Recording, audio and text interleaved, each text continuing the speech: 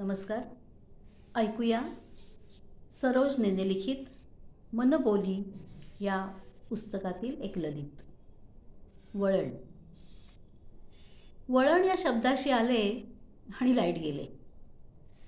कथेचा प्रवास इतक्या सुंदर रीतीने वाचताना उत्सुकता अगदी शिगेला पोचली होती. आता मात्र अंधार आणि अंधार. गप्प बसण्याशिवाय गत्यंतरच नव्हतं. खूप राग आला आणि हसूही. थोड्या वेळाने वळण या शब्दाभोवती फिरत राहिले. कधी बरं भेटला हा शब्द? आई आणि मावशी गप्पा मारत बसल्या होत्या. आई माझी वेणी घालत होती. ए बघ ग, हिचं वळण बरोबर आलंय का? वेणीचं कसलं वळण? मी आरशात बघून विचार करायला लागले. आईनं पुन्हा केसात कंगवा फिरवला. मला दिसलं नेहमीसारखा ओळखीचा चेहरा दिसला आणि मग कळलं केसाचं वळण.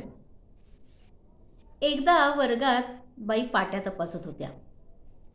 एकाएकी थांबत त्या म्हणाल्या, वा, ही शिवाजीची पाटी बघा, अक्षर कसं वळणदार आहे.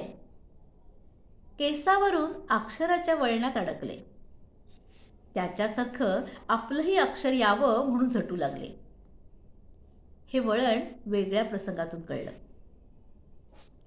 रात्री आई झोपाळ्यावर बसली होती आणि बहिणीला झोपवण्यासाठी गाणं म्हणत होती. वळणावरुनी वळली गाडी.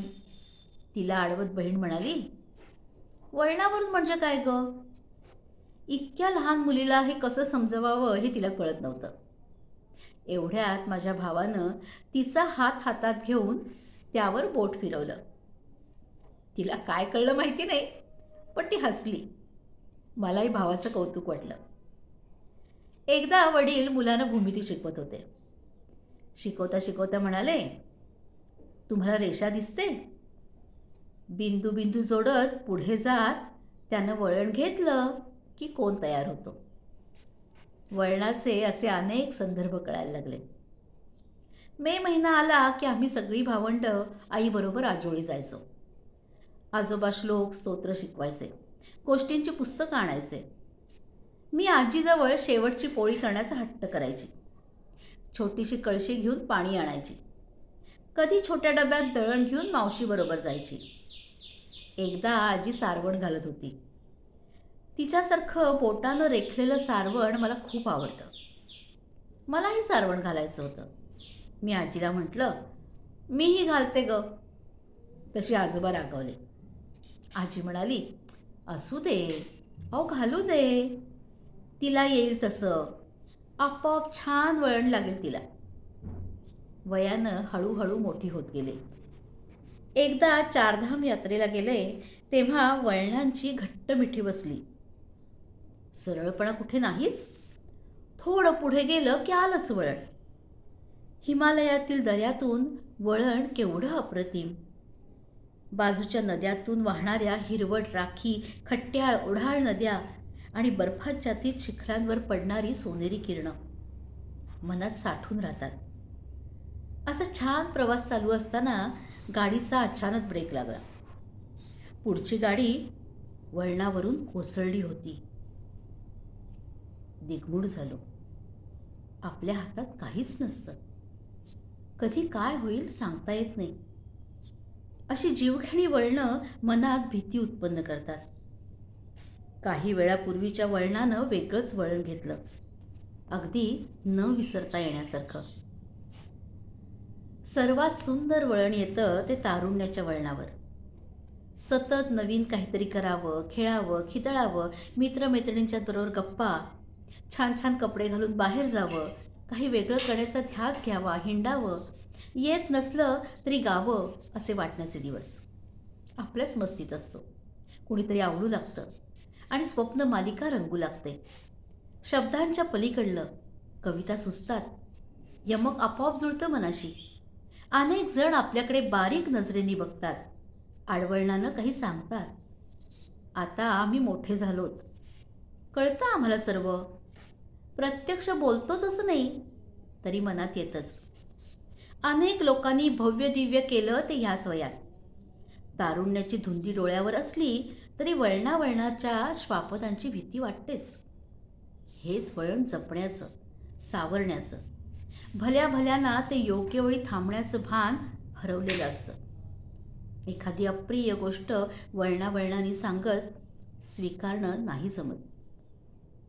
छान संसार सुरू होतो. त्यावेळी काही अवचित वळण आलं तर साथीदाराबरोबर ते आपण पार करतो. त्यात कधी आपला सोबती अचानक सोडून गेला तर सगळं उसवून विस्कटून जातं. तरीही त्या वळणावरची गाडी धीम्या गतीनं सुरूच राहते. मित्रमैत्रिणी हे जीवाभावाचं नातं गैरसमजातून, विश्वास तोडल्यानं दुरावतो, तेव्हा तो हलका कोपरा कायमचा दुखावतो.